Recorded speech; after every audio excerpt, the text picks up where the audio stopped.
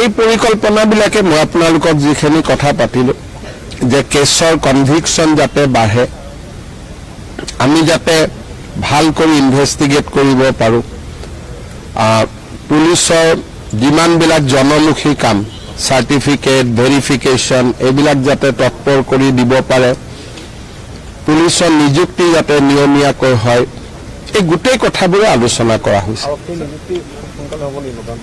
ছেপ্টেম্বৰত আগতে আৰক্ষীৰ নিযুক্তিও হয় আৰু ছেপ্টেম্বৰত নতুন এডভাৰটাইজো ওলায়। আমাৰ গোটেই কনচেপ্টটোৱে হ'ল যে অসম আৰক্ষীত কোনো খালী পথ থাকিব নালাগে।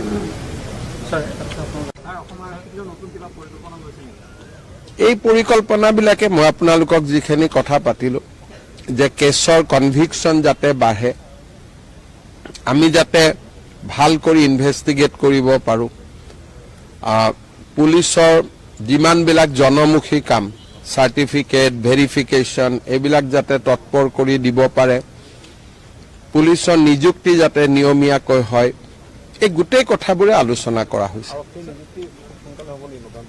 ছেপ্টেম্বৰত আগতে আৰক্ষীৰ নিযুক্তিও হয় আৰু ছেপ্টেম্বৰত নতুন এডভাৰটাইজো ওলায়। আমাৰ গোটেই কনচেপ্টটোৱে হ'ল যে অসম আৰক্ষীত কোনো খালী পথ থাকিব নালাগে।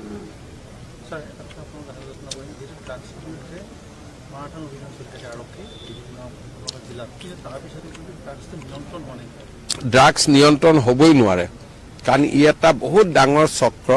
মণিপুৰত আপোনালোকে জানে, ম্যানমাৰত জানে, হাজাৰ হাজাৰ বিঘা মাটি পপি কাল্টিভেশ্যনত আছে। গতিকে এই যুঁজটো দীৰ্ঘদিনীয়া যুঁজ, এইটো এটা দুটা দিনত জিকিব পৰা যুঁজ নহয়। ই দীৰ্ঘদিন ধৰি তাক লাগি থাকিব লাগিব, 10 বছৰ 20 বছৰ আপুনি সংগ্ৰাম কৰি থাকিব লাগিব। ড্ৰাগছটো এনেকুৱা বস্তু, সামান্য পেকেট এটা পকেটত লৈ আহিব, কোনেতো সন্দেহো নকৰে।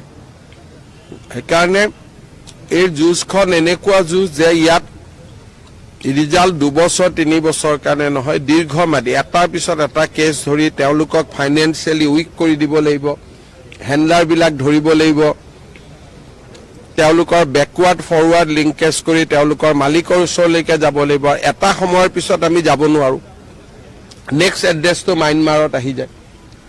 সেইকাৰণে এইটো এটা দীঘলীয়া সংগ্ৰাম। ইয়াৰ কাৰণে সমাজ আৰক্ষী দুয়োটাই বহুত ধৈৰ্য থাকিব লাগিব।